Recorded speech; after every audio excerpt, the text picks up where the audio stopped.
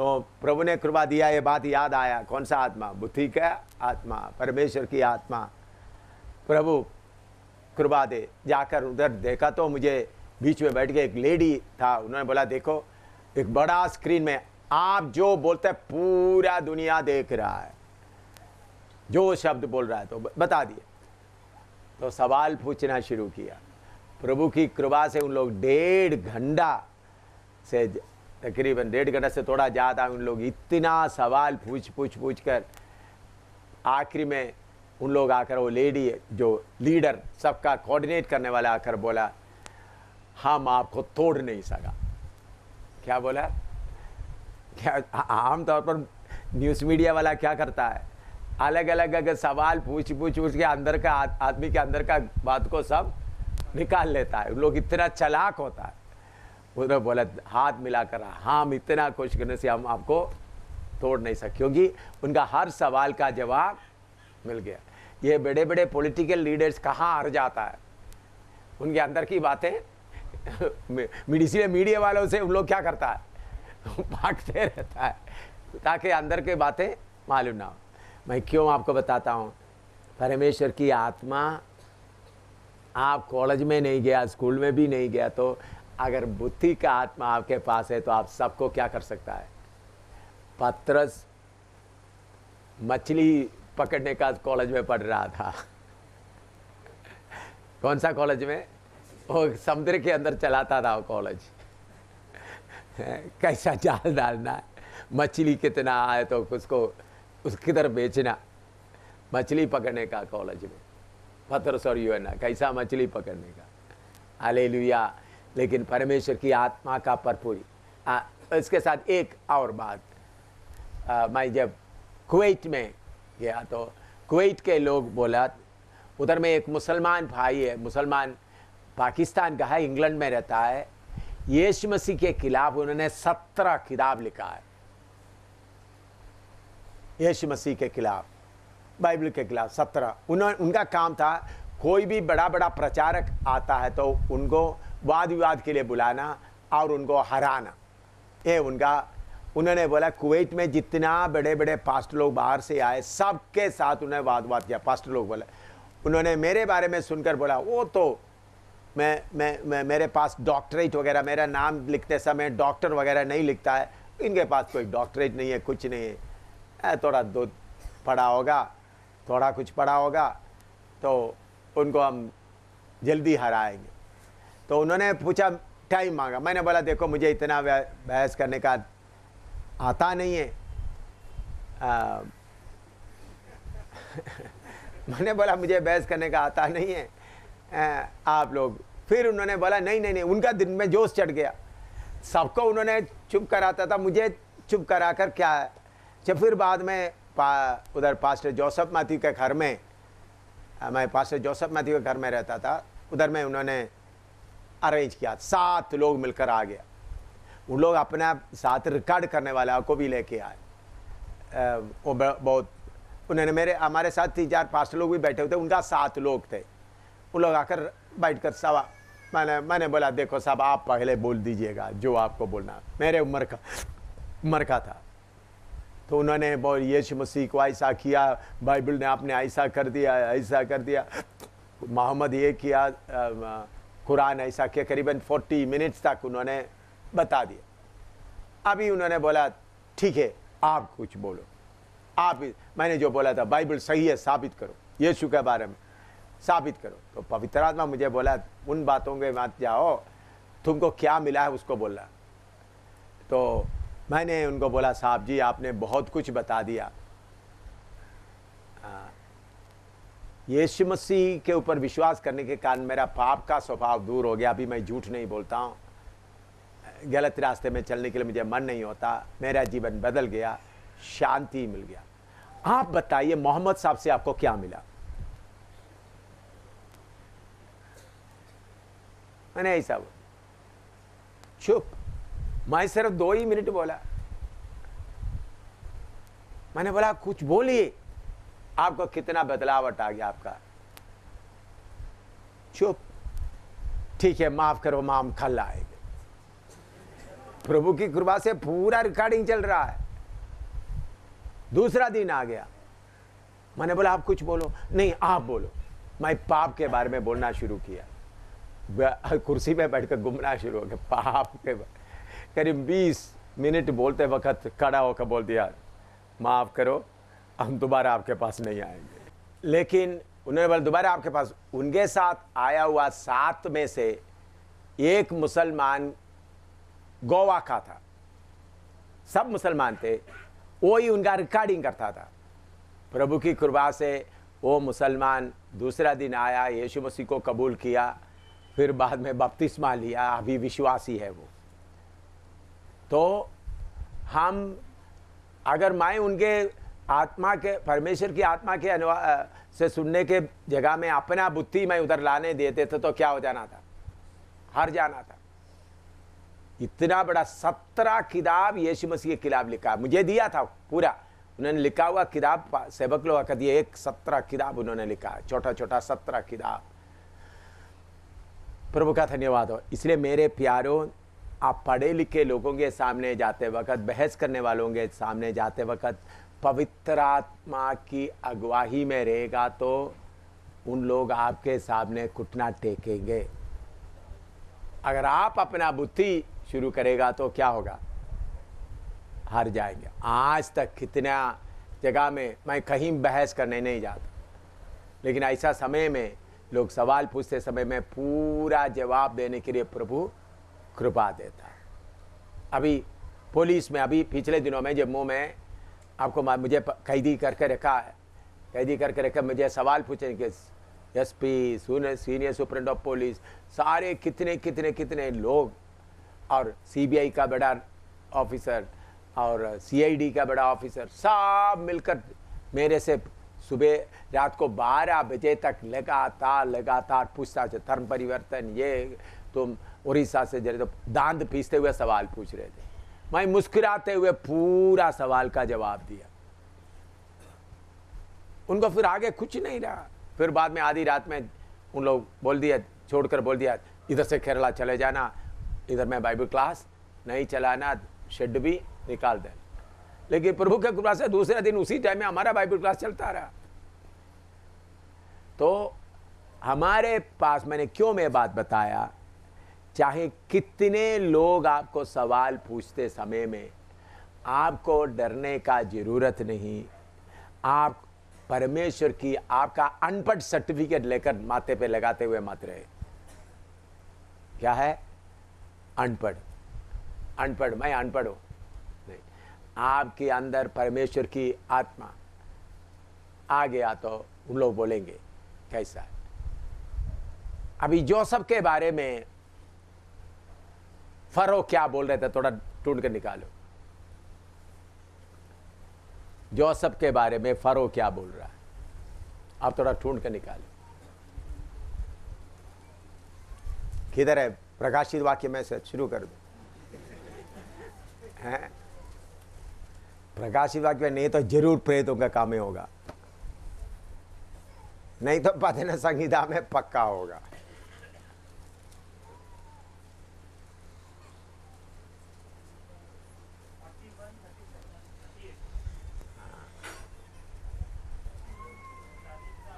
कौन सा 41 है? भजन संहिता।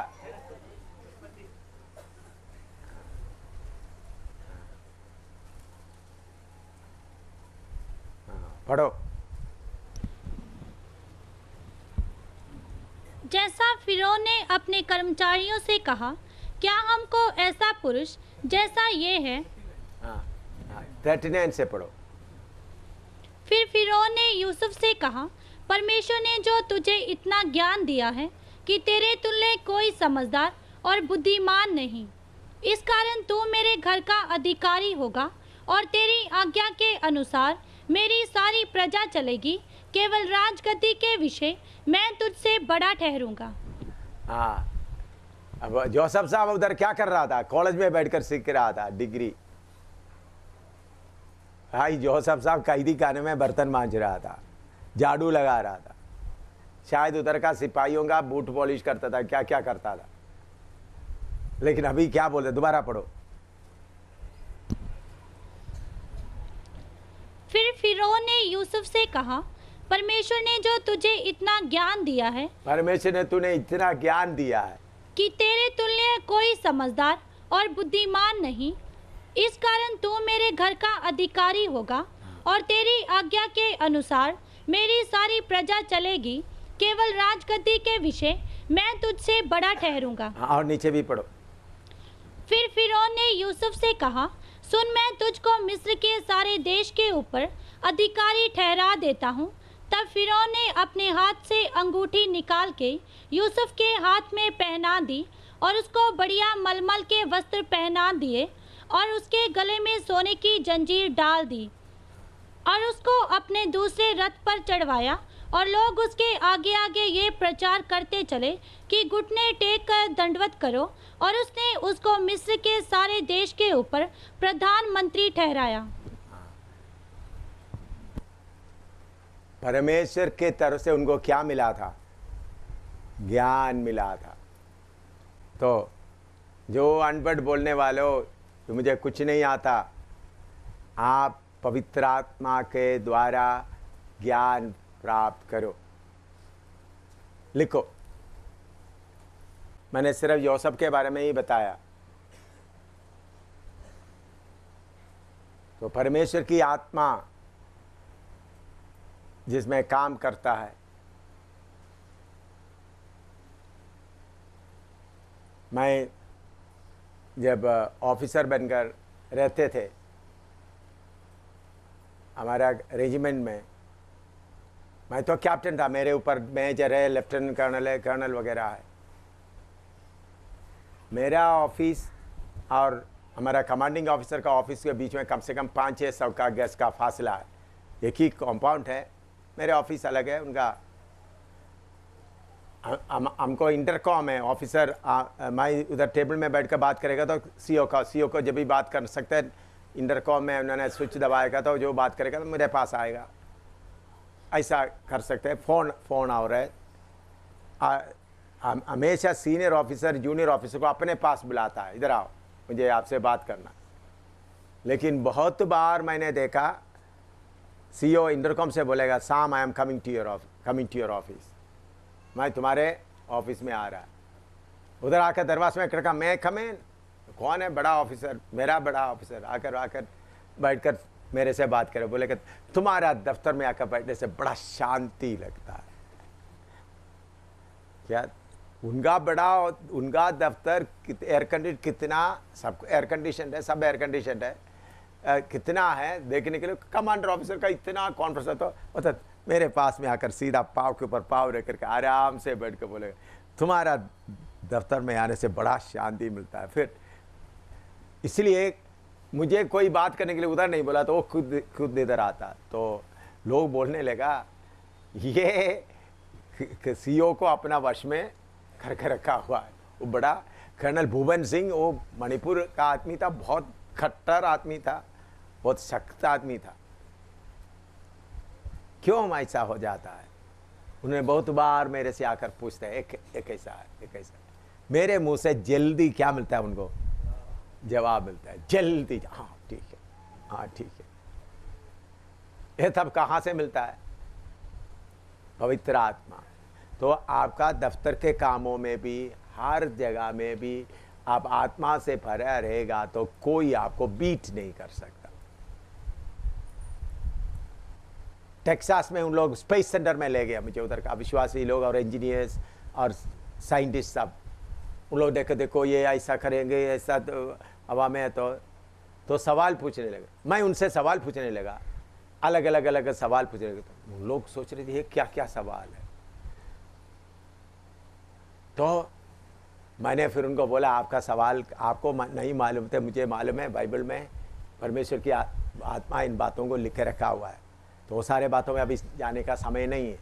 तो इसलिए मैं क्यों ये बात बताता हूँ, हमारे पास सब दुनिया से सबसे बड़ा ज्ञान का किताब हमारे पास है, सबसे बड़ा ज्ञान का किताब। मैं जब नौजवान था, छोटा तो मेरा पिता बोलते थे नीति वचन 31 अध्याय, हर दिन एक अध्याय पढ़ना है।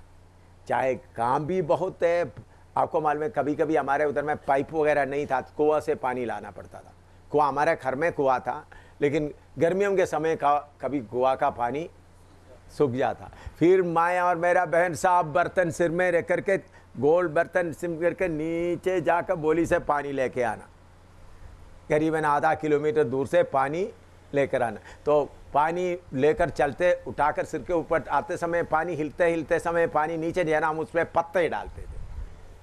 आपने वो साइंस है, सर पत्ता क्या, पत्ता हिलेगा तो पानी क्या नहीं होगा, पत्ता नहीं डालेगा तो पानी चलते चलते पानी क्या हो जाएगा, बाहर डालेगा। देखा आप लोगों को ये मालूम है? गांव में जा सीधा जाकर कितना 2-3 ट्रिप पानी ले आना, जानवरों को पिलाने के लिए भी पानी ले आना है, पिलाने के लिए, नहलाने के लिए नहीं, पिलाने के लिए पानी ले आना। तो ऐसा काम हमको करने के लिए प्रभु हमारे घर में ऐसा होता है। फिर भी पढ़ाई के समय में क्या करते थे, प्रभु की आत्मा की अगुवाई से क्या कर सकते थे। तो हम जो लोग ये सिर्फ पढ़ाई में सिर्फ ध्यान रहता है, उनको अगर वचन नहीं पढ़ेगा तो ज्ञान नहीं आएगा। इतना बिजी काम होने पर भी हर दिन क्या पढ़ना है, नीति वचन एक अध्याय, हर दिन 31 दिन है। बीच में मेरे पापा सवाल पूछेगा ये, और बहुत काम हमसे करवाते थे, इसलिए मैं प्रभु का बहुत धन्यवाद देता हूँ। अगर मेरा पिताजी अभी नहीं थे तो मैं भी इधर आराम से खड़ा होकर आप लोग हर समय क्या करते थे, काम करवाते थे। ऐसा नहीं, अभी फिर आप लोग ही कर रहे हैं, मैं नहीं कर रहा हूँ। तो मेरे प्यारों, प्रभु का वचन में सब कुछ है। दुनिया से सबसे बड़ा ज्ञान की किताब यही है, परमेश्वर का ज्ञान।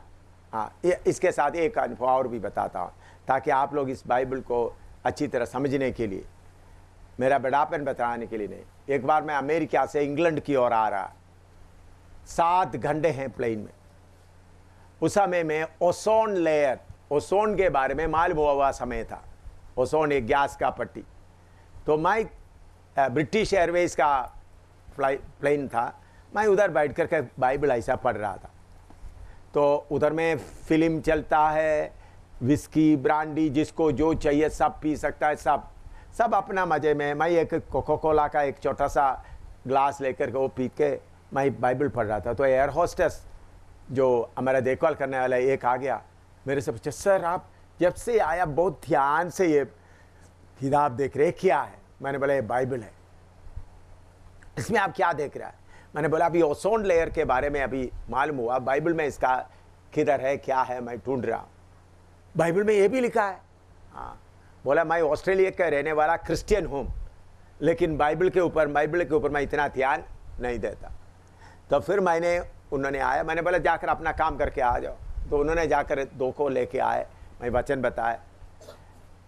उस प्लेन में कुल 33 लोग थे, चीफ पायलट और वायरलेस कंट्रोलर छोड़कर।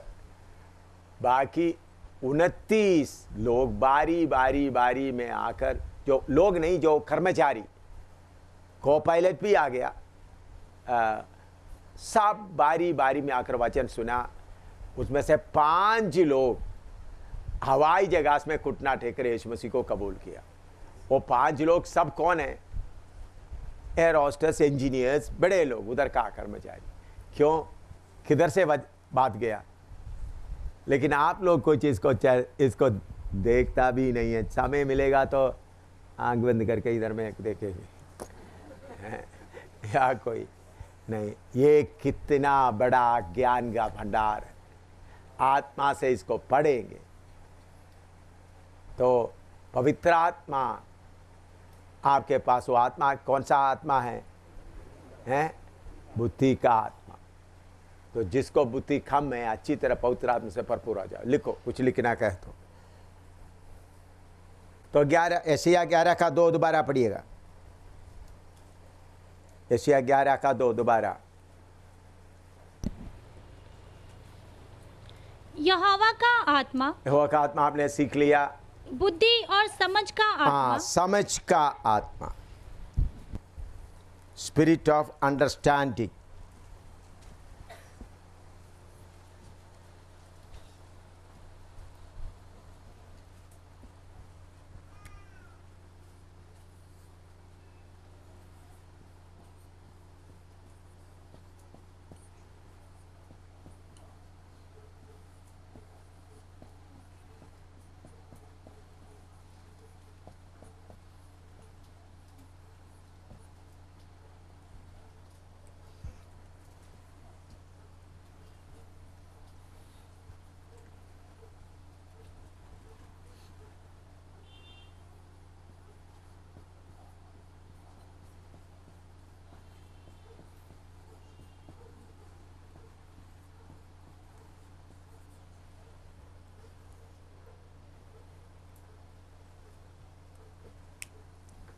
स्पिरिट ऑफ अंडरस्टैंडिंग, समझ का आत्मा।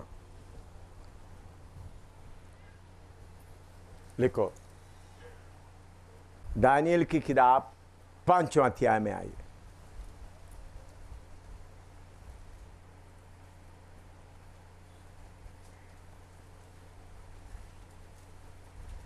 उसका पहला आयत से लेकर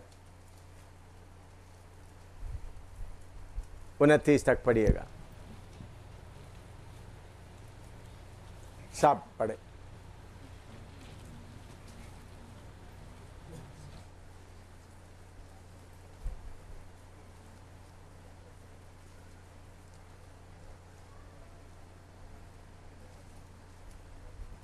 जिसके साथ बाइबल नहीं है उनके लिए आप पढ़ना शुरू करें। पढ़ा ऐसे पढ़े। जिसके पास बाइबल नहीं है, पढ़ना नहीं आता, कुछ लोग हैं इधर 2-3-4 लोग हैं, पढ़ना नहीं आता, सुने। बेलशस्सर नामक राजा ने अपने 1000 प्रधानों के लिए बड़ा भोज किया और उन 1000 लोगों के सामने दाखमधु पिया। दाखमधु पीते पीते बेलशस्सर ने आज्ञा दी कि सोने चांदी के जो पात्र उसके पिता नबूकदनेस्सर ने यरूशलेम के मंदिर में से निकाले थे उन्हें लाया जाए, कि राजा अपने प्रधानों और रानियों और रखेलियों समेत उनमें पिए। तब जो सोने के पात्र यरूशलेम में परमेश्वर के भवन के मंदिर में से निकाले गए थे वे लाए गए, और राजा अपने प्रधानों और रानियों और रखेलियों समेत उनमें पीने लगा। वे दाखमधु पी पीकर सोने, चांदी, पीतल, लोहे, काठ और पत्थर के देवताओं की स्तुति कर ही रहे थे कि उसी घड़ी मनुष्य के हाथ की सी कई उंगलियां निकलकर दीवट के सामने राज मंदिर की दीवार के चूने पर कुछ लिखने लगी, और हाथ का जो भाग लिख रहा था वह राजा को दिखाई पड़ा। उसे देखकर राजा भयभीत हो गया और वह मन ही मन घबरा गया, और उसकी कमर के जोड़ ढीले पड़ गए और कांपते कांपते उसके घुटने एक दूसरे से टकराने लगे। तब राजा ने ऊंचे शब्द से पुकार कर तंत्रियों, कसदियों और अन्य भावी बताने वालों को हाजिर करवाने की आज्ञा दी। जब बेबीलोन के पंडित पास आए तब राजा उनसे कहने लगा, जो कोई वह लिखा हुआ पढ़कर उसका अर्थ मुझे समझाए, उसे बैंगनी रंग का वस्त्र और उसके गले में सोने की कंठमाला पहनाई जाएगी, और मेरे राज्य में तीसरा वही प्रभुता करेगा। तब राजा ने सब पंडित लोग भीतर आए, परंतु उस लिखे हुए को ना पढ़ सके और ना राजा को उसका अर्थ समझा सके। इस पर बेलशस्सर राजा बहुत घबरा गया और भयातुर हो गया, और उसके प्रधान भी बहुत व्याकुल हुए। राजा और प्रधानों के वचनों को सुनकर रानी भोज के भवन में आई और कहने लगी, हे राजा, तू युग युग जीवित रहे, अपने मन में ना घबरा और ना उदास हो। तेरे राज्य में दानियल नामक एक पुरुष है, जिसका नाम तेरे पिता ने बेलशस्सर रखा था। उसमें पवित्र ईश्वरों की आत्मा रहती है। उसमें पवित्र ईश्वरों की आत्मा रहती है। उन्होंने सर्वकलाशाला में पढ़ा है, उनके पास डॉक्टरेट है, अभी अभी बाइबल कॉलेज से निकल आया उनको, ऐसा बोला है। उसमें कौन सा रिपोर्ट लिख रहा है दोबारा? उसमें बोलो, उसमें उसमें पवित्र ईश्वरों की आत्मा रहती है। हाँ, आपके बारे में क्या आना है? अनपढ़ है, स्कूल में एक बार भी नहीं गया, तो भी आपके अंदर क्या रहना है? पवित्र ईश्वरों का आत्मा रहते हैं। हाँ। और उस राजा के दिनों में उसमें प्रकाश, प्रवीणता और ईश्वरों के तुल्य बुद्धि पाई गई। हे राजा, तेरा पिता जो राजा था, उसने उसको सब ज्योतिषियों, तंत्रियों, कसदियों और अन्य भावी बोलने वालों का प्रधान ठहराया था, क्योंकि उसमें उत्तम आत्मा, ज्ञान और प्रवीणता और उत्तम आत्मा, ज्ञान और प्रवीणता और स्वप्नों का फल बताने और पहेलियां खोलने और संदेह दूर करने की शक्ति पाई गई। इसलिए अब दानियल बुलाया जाए। हाँ। और वह इसका अर्थ बताएगा। हाँ हाँ, और नीचे। तब दानियल राजा के सामने भीतर बुलाया गया। राजा दानियल से पूछने लगा, क्या तो वही दानियल है जो मेरे पिता नबूकदनेस्सर राजा द्वारा यहूदा देश से लाए हुए यहूदी बंधुओं में से है? मैंने तेरे विषय में सुना है कि ईश्वर की आत्मा तुझ में रहती है। हाँ, तुम फलाना कॉलेज में पढ़ा हुआ डिग्री तुम्हारे पास रहता है, यही है ना? क्या पूछता है राजा? क्या बोलता है राजा? कि ईश्वर की आत्मा तुझ में रहती है। ईश्वर की आत्मा तुझ में रहते हैं। हाँ। और प्रकाश, प्रवीणता और उत्तम बुद्धि तुझ में पाई जाती है। देख, अभी पंडित और तंत्री लोग मेरे सामने इसलिए लाए गए थे कि ये लिखा हुआ पढ़े और उसका अर्थ मुझे बताएं, परंतु वे उस बात का अर्थ ना समझा सके। हाँ। परंतु मैंने तेरे विषय में सुना है कि दानियल वेद खोल सकता है और संदेह दूर कर सकता है। इसलिए अब यदि तू उसे उस लिखे हुए को पढ़ सके और उसका अर्थ भी मुझे समझा सके, तो तुझे बैंगनी रंग का वस्त्र और तेरे गले में सोने की कंठमाला पहनाई जाएगी और राज्य में तीसरा तू ही प्रभुता करेगा। दानियल ने राजा से कहा, अपने दान अपने ही पास रख और जो बदला तू देना चाहता है वह दूसरे को दे। हाँ, अपना दान अपने पास रख, जो बदला तूने लेना चाहते हैं हाँ देना। हाँ, वह लिखी हुई बात मैं राजा को पढ़ सुनाऊंगा और उसका अर्थ भी तुझे समझाऊंगा। हे राजा, परम प्रधान परमेश्वर ने। हाँ, अभी देखो उनका ज्ञान कैसा आ रहा है, समझ के आत्मा क्या कर रहा है। हाँ हाँ, हे हाँ, तेरे पिता नबूकदनेस्सर को राज्य, बड़ाई, प्रतिष्ठा और प्रताप दिया था, और उस बड़ाई के कारण जो उसने उसको दी थी, देश देश और जाति जाति के सब लोग और भिन्न भिन्न भाषा बोलने वाले उसके सामने कांपते और थरथराते थे। जिसे वह चाहता उसे वह घात करता था और जिसको वह चाहता उसे वह जीवित रखता था।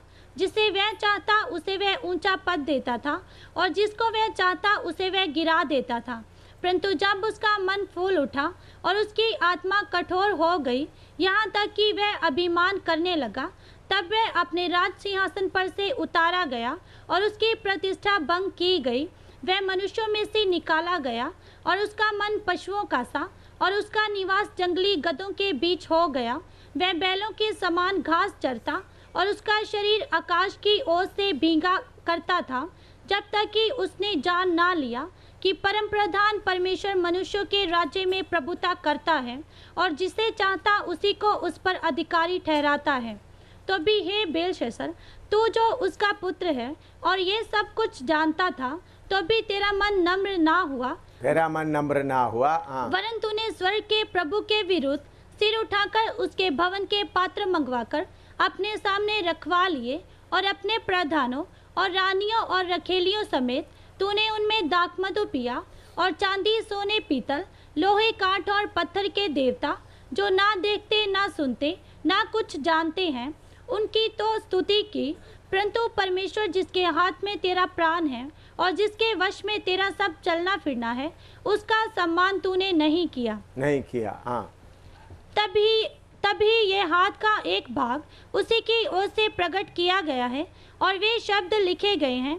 जो शब्द लिखे गए वे ये हैं, मने मने तकील और उपसरीन। इस लेख का अर्थ ये है, मने अर्थात परमेश्वर ने तेरे राज्य के दिन गिनकर उसका अंत कर दिया है। तकेल अर्थात तू मानो तराजू में तोला गया और हल्का पाया गया। परेस अर्थात तेरा राज्य बांटकर मादियों और फारसियों को दिया गया है। तब बेलशस्सर ने आज्ञा दी और दानियल को बैंगनी रंग का वस्त्र और उसके गले में सोने की कंठमाला पहनाई गई और डिंडोरियों ने उसके विषय में पुकारा कि राज्य में तीसरा दानियल ही प्रभुता करेगा। अभी ये सब काम क्यों हुआ? दानियल के अंदर कौन सा आत्मा वास करता था? परमेश्वर की आत्मा वास करता था। तो ये काम आपके द्वारा भी हो सकता है। प्रभु ने आपको आत्मा से भर दिया तो बड़े बड़े ज्ञानी लोगों को चुप कराने का, उनके सवालों का जवाब देने के लिए प्रभु ने आपको समझ की आत्मा दे दिया है। लिखो 11 का 2 दोबारा पढ़ो।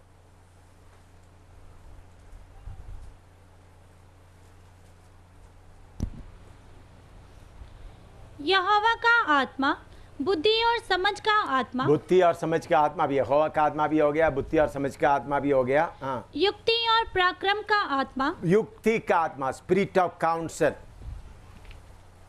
Spirit of counsel.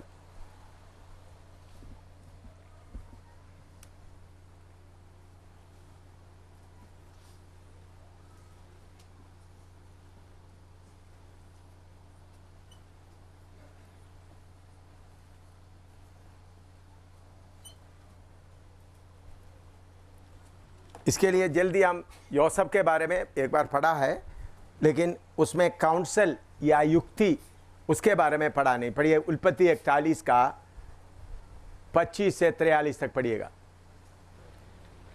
उत्पत्ति 41 का 25 से 43 तक। तब यूसुफ ने फिरौन से कहा, फिरौन का स्वप्न एक ही है, परमेश्वर जो काम करना चाहता है उसको उसने फिरौन पर प्रकट किया है। वे 7 अच्छी अच्छी गायें 7 वर्ष हैं और वे 7 अच्छी अच्छी बालें भी 7 वर्ष हैं। स्वप्न एक ही है। फिर उसने उनके पीछे जो दुर्बल और कुडोल गायें निकली और जो 7 छूछी और पुरवाई से मुरझाई हुई बालें निकाली, वे अकाल के 7 वर्ष होंगे। ये वही बात है जो मैं फिरौन से कह चुका हूँ कि परमेश्वर जो काम करना चाहता है उसे उसने फिरौन को दिखाया है।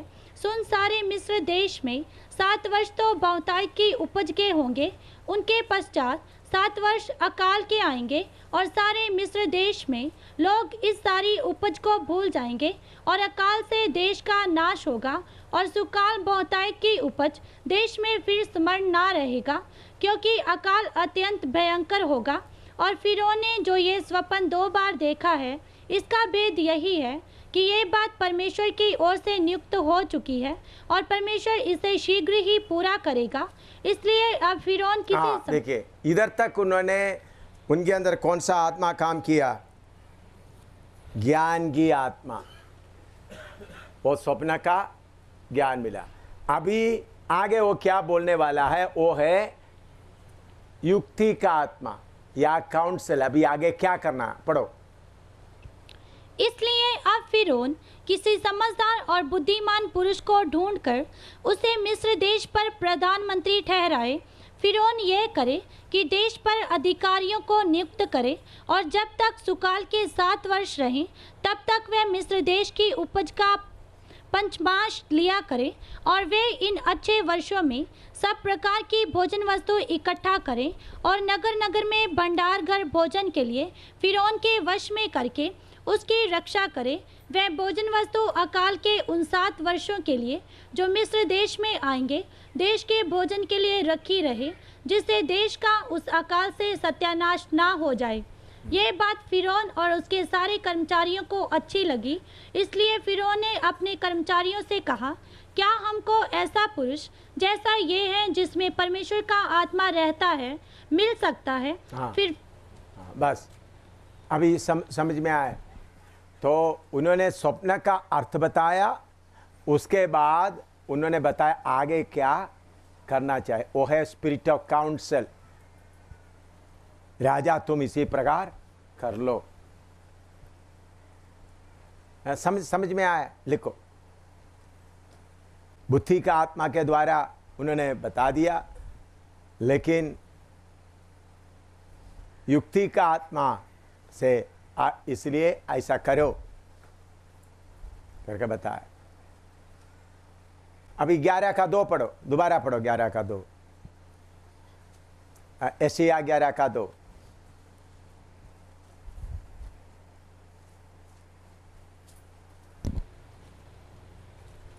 यहोवा का आत्मा हम सीख लिया, बुद्धि और समझ का बुद्धि का आत्मा, आत्मा सीख लिया, समझ का आत्मा सीख लिया, युक्ति और पराक्रम का आत्मा, युक्ति का आत्मा सीख लिया। अभी पराक्रम का आत्मा, स्पिरिट ऑफ माइट, पराक्रम की आत्मा।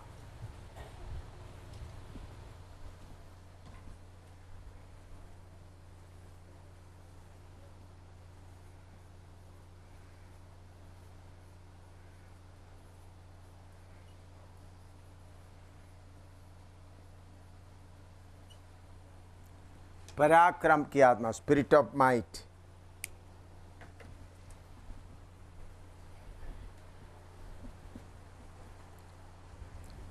न्याय की किताब 14 का 6 पढ़ो।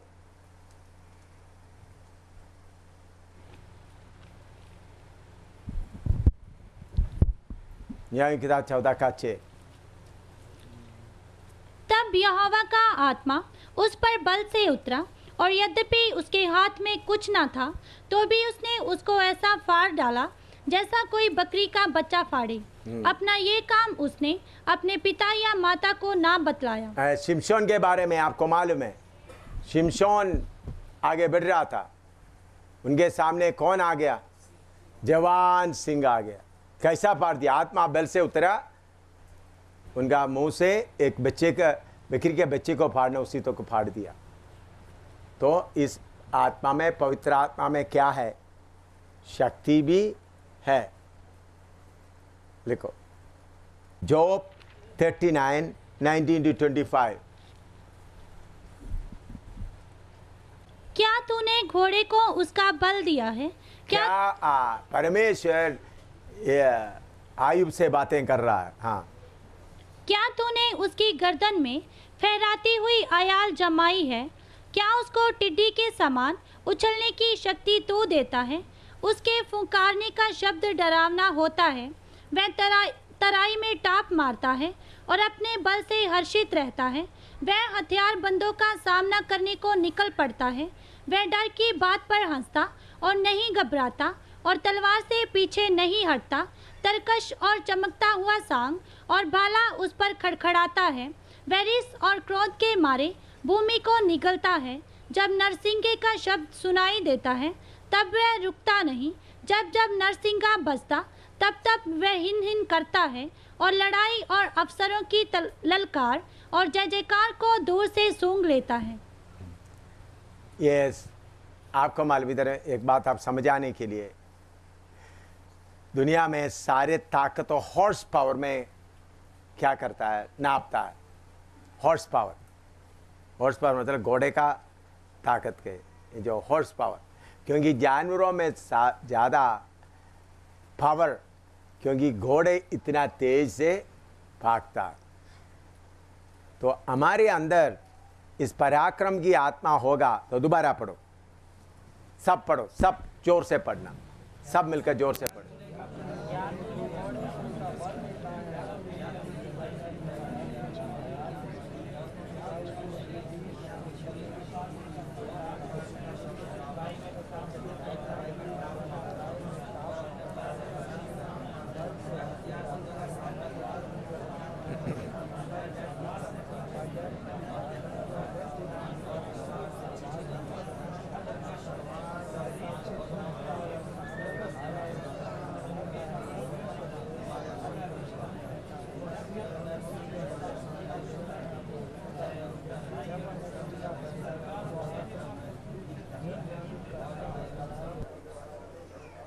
हाँ, अभी पढ़ो। क्या तूने घोड़े को उसका बल दिया है? क्या तूने उसकी गर्दन में फहराती हुई आयाल जमाई है? क्या उसको टिड्डी के समान उछलने की शक्ति तू देता है? उसके फुंकारने का शब्द डरावना होता है। उनका फुंकारने का शब्द डरावना होता है। हाँ, वह तराई में टाप मारता है हाँ। और अपने बल से हर्षित रहता है। अपना बल से क्या करता है? हर्षित रहता है। हाँ, वह हथियारबंदों का सामना करने को निकल पड़ता है। हाँ, हथियार वालों के सामना करने के लिए निकल पड़ता है। हाँ, वह डर की बात पर हंसता और डर नहीं की घबराता। बात पर वो क्या करता है? डर आ जाओ रोता है। डर की बात पर वो क्या करता है? वो तुमको मारने आता है तो डर की बात के ऊपर वो क्या करता है? हंसता। हाँ, और नहीं घबराता नहीं घबराता, और तलवार से पीछे नहीं हटता। तलवार से देकर पीछे नहीं हटता। हाँ, तरकश और चमकता हुआ सांग और बाला उस पर खड़खड़ाता है। हाँ, वह रिस और क्रोध के मारे भूमि को निगलता है। हाँ, क्रोध के मारे भूमि को निकलता है। हाँ, जब नरसिंगे का शब्द सुनाई देता है नरसिंह के सवाल सुनाई देता, तब वह रुकता नहीं। हाँ, जब जब नरसिंगा बजता हाँ। तब तब वह हिन हिन करता है। हाँ, नरसिंह का बजता है लड़ाई का। नरसिंह बता ही अभी मैं लड़ाई लड़ूंगा। हाँ, और लड़ाई और अफसरों की ललकार और जय जयकार को दूर से सूंघ लेता है। हाँ, देखिए, हम लड़ाई के मैदान में उतारे हुआ घोड़े हैं। लोगों के सामने हम यीशु मसीह को ले जाने वाला गधा है। समझना हमारा, लोगों के सामने हम यीशु मसीह को ले जाने वाला गधा। आत्मिक लड़ाई में हम कौन है? दुश्मनों को देखकर मुस्कुराते हुए उनके ऊपर चढ़ने वाला घोड़े।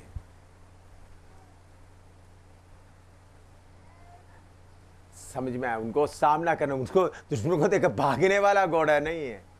घोड़ा कभी भी क्या नहीं होता? भागता है।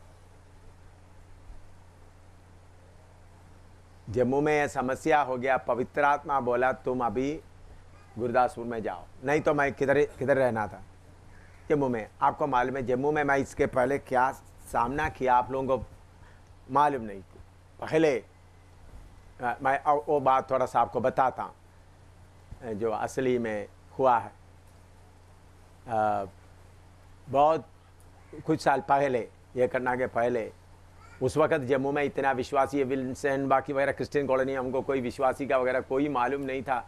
इतना हमारे पास इतना विश्वासी नहीं था। मैं सेवा ऐसा करता था, इधर उधर से हिंदुओं के बीच में सेवा करता था। मणिक शर्मा आ गया है, उनका चाचा हाई कोर्ट का वकील है। उन्होंने उनको दूसरा मंजिल से मार कर नीचे गिराया तो रोलिंग करके सीढ़ी से आकर नीचे आया। तो उस वक़्त मैं जम्मू में बख्शीनगर में वर्मा का मकान में ही रह रहा था। मेरा पत्नी उधमपुर से आई थी। मैंने बोला इनको ले जाकर जल्दी उधमपुर में छुपा दो। 1 घंटे के बाद मोटरसाइकिल में 3-4 लोग, मोटरसाइकिल में ये वकील भी लोग भी आ गए। किधर है मणिक? तूने उनको ईसाई बनाया, किधर है? मैंने उनको बोला तुम एक हाई कोर्ट का वकील होते उनको क्यों मारा? उन्होंने बोला तुम मेरे से क्या सवाल पूछते? कमिश्नर जम्मू का डीसी हमारा आदमी है, तुमको अभी इधर से उड़ाएंगे। तो क्या समझा? किधर है मणिक? मैंने बोला मणिक तुमको मिलेगा नहीं। क्या बोला? मैं एक परदेशी आदमी, उनका लड़के को बारे में क्या बोल रहा है? मणिक तुमको मिलेगा नहीं। उन्होंने दोबारा बोला मणिक किधर है? बोला तुम एक वकील होते हो, मणिक को मारा, तुमको मणिक मिलेगा नहीं। मैं तुमको दिखाता हूं। उसके साथ डॉक्टर गुप्ता नाम एक आदमी भी था, वो भी शामिल मिल गया, वो मेडिकल कॉलेज का डॉक्टर। उन लोग सारे शहर को मेरे खिलाफ हिला दिया। एक कोने का नहीं, उधमपुर का। उन लोग दीवार में रात दीवार में पूरा पोस्टर लगा दिया जम्मू का, मेरा फोटो लगा दिया, मेरा एक ऐसा नक्शा बना दिया। उसके नीचे उसके गले में क्या जूता वगैरह डालकर लगा दिया, लिखा मेरे खिलाफ क्या है, हिंदुओं को कन्वर्ट करता है, मुसलमानों को कन्वर्ट करता है, सिखों को कन्वर्ट करता है, हिंदुओं जागो, लड़कियों को बेचता है, पाकिस्तान का जासूस है, अमेरिका का एजेंट है। 10 बड़ा पोस्टर लगा कर पूरा दीवार में लगा दिया, हिंदुओं जागो, मुसलमानों जागो। तो ये देख करके कुछ लोग आकर बोला, देखो आपको मार डालने के लिए लोग आ रहा। उन लोग उसके 1 महीना पहले किसी एक सफाई कर्मचारी ने कोई गाय का चमड़ा उतारा था, उसको उन लोग जुलूस में ले आकर पब्लिक में काट पीट कर पीस कर दिया, मार दिया। तो इन लोग सब यही प्लान बना, मुझे किधर ले आए, गंदा उधर में ले जाने तो पूरा जुलूस लेके आ रहा है। लोग बोला आप इधर से भागो, पूरा शहर आपके खिलाफ। उधमपुर से भी आया, माथे में पीला बेटी बांध कर का आया हुआ है। मुझे आकर बोला, देखो ये छोटी बात नहीं है, पुलिस भी उनके साथ है, क्योंकि वकील वगैरह तो उनको सबूत भी है। उन लोग ये खबर भी भेजा, मैं वकील को मारकर उनका मणि के लिए मणि को ढूंढ के गया, तो उसका वकील को उनको मारा भी है। तो जोश काफी लटका। तो प्रभु ने मुझे बोला, जाओ उनके बीच में जाकर उनका अरेस्ट कर दो। उन लोग रघुनाथ बाजार से आगे उधर में एक घंटा था, अभी वो नहीं है, वो शालामार में उधर में एक क्लॉक टावर, आप लोग देखा होगा, कुछ लोग देखा, पहले था, अभी वो उसको निकाल कर उधर में, हाँ वो है, उधर नहीं है, उधर की ओर ला रहा है। मैं स्कूटर में लेकर टी-शर्ट पहनकर उधर जाकर बोला, यीशु मसीह के नाम में तुम सबको इधर अरेस्ट करता हूँ, आगे नहीं आएंगे।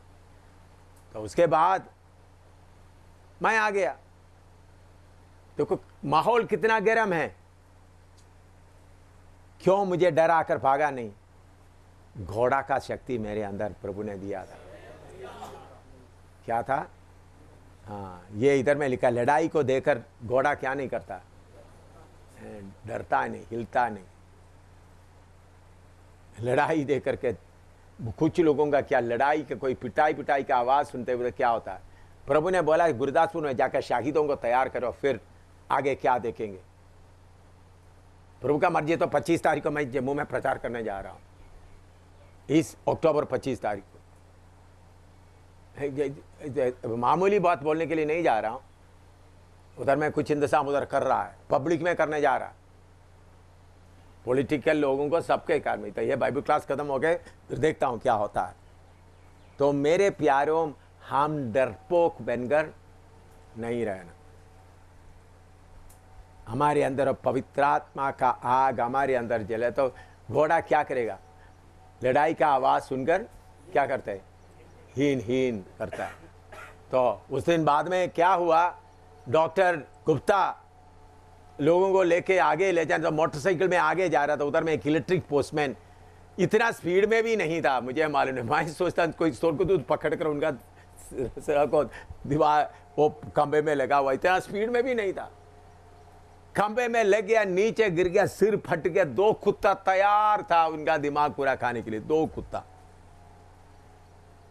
उनका दिमाग पूरा। मुझे अभी भी आश्चर्य लग रहा है, उधर में इतना स्पीड में जाने का जगह भी नहीं है। गया तो खंबे में उनका सिर लग गया, नीचे गिर गया, सिर फट गया। 2 कुत्ता तैयार। तो लोग देखकर डर के बस डॉक्टर गुप्ता कदम, लोग सब एक भी आगे नहीं आए। हमारा परमेश्वर कितना बड़ा महान है। पहले से पौलुस वगैरह क्यों इतना मार खा सका? उनके अंदर किसका शक्ति था? घोड़े का। मैंने बोला कितने बार लोग मुझे मारा। आपको मालूम है इस चेहरे में कितने लोगों का थप्पड़ आया हुआ? आपको मालूम है कितने लोग इस मेरे मुंह में मुक्का मारा, थप्पड़ मारा? कितने लोग मेरे पेट में जूते से कितने बार मारा, पीठ में। घोड़े का शक्ति अंदर होने के कारण क्या करता है? तो इसलिए आप नौजवानों, पवित्र आत्मा का शक्ति पराक्रम का शक्ति है। पराक्रम। मैंने बोला तो उधमपुर में एक बार 20-25 लोग, मैं उधर पेड़ के नीचे खड़ा होकर, पीपल के पेड़ के नीचे प्रचार कर रहा था, लेकर वो कमरे में डालकर 20-25 लोग, करीबन आधा घंटे तक मुझे पूरा किकिंग करना, क्या क्या किया मुझे मालूम नहीं। इतना मैं बॉल की तरह जंप करता रहा। उन लोग मारते मारते लंबा सांस खींचने लगा। उसके बाद उन लोग फिर छोड़ दिया, 7 किलोमीटर पैदल चला। फिर इतना मार खाने के बाद, फिर बिस्तरे में पड़ा होने के बाद जाकर थोड़ा लेट गया, फिर शरीर में दर्द शुरू हुआ। तो इसलिए डरने का नहीं, घोड़ा क्या नहीं करता, लड़ाई देता है, हीन हीन शब्द के साथ लड़ाई। थोड़ा प्रार्थना करो, हमारे सामने आने वाला मुसीबतों के सामने खड़ा होने का उस स्वर्ग का घोड़ा की तरह आप बनना, शक्ति पाओ आपके अंदर से। ये डर नाम सच, आप लोग छोटे छोटे, आपको छिपकली काफी है, आपको छिपकली देखने से ही आप लोग अभी हो भाग गया। छिपकली क्या है, छोटा सा चूहा आए, छोटा मेंढक आ जाए, बस कदम।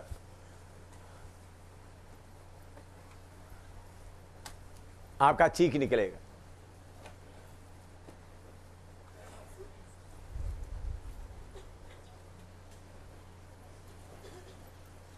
हाँ बोले छिपकली है, तो एक आदमी पत्थर लेके आपको मार रहा है, पत्थर लेके आ रहा है।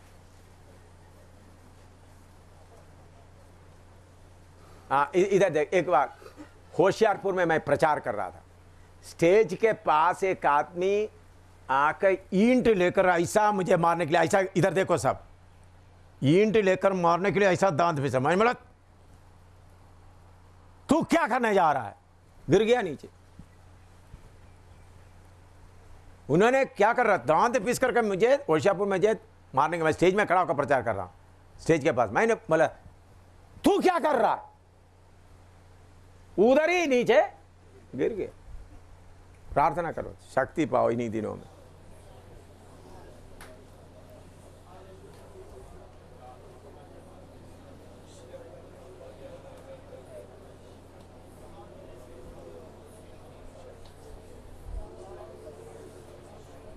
अन्य भाषा सिर्फ निशान है,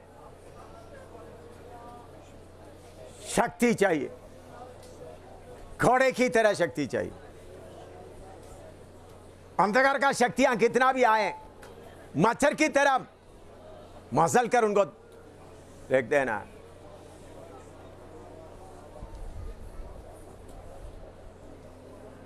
जो बेटियों के ऊपर भी अंधकार का शक्ति बार बार आता है, आत्मा का बल पाओ। आप लोग खुद अंधकार का शक्ति से लड़ना शुरू करो। जो जिन बेटियों के ऊपर अंधकार का शक्ति बार बार आता है, बल पाओ, घोड़ा बन जाओ।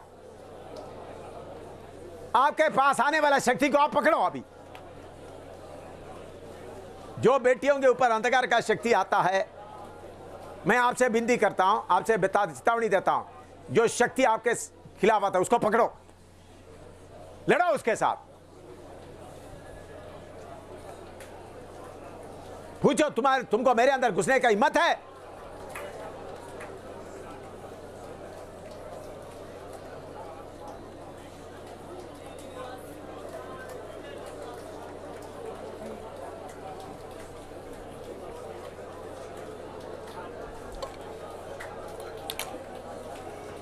स्वर्ग का शक्ति भी हमको मिला है। पहले सदी के लोग पृथ्वी को हिलाया, हम भारत को हिलाने वाला बने।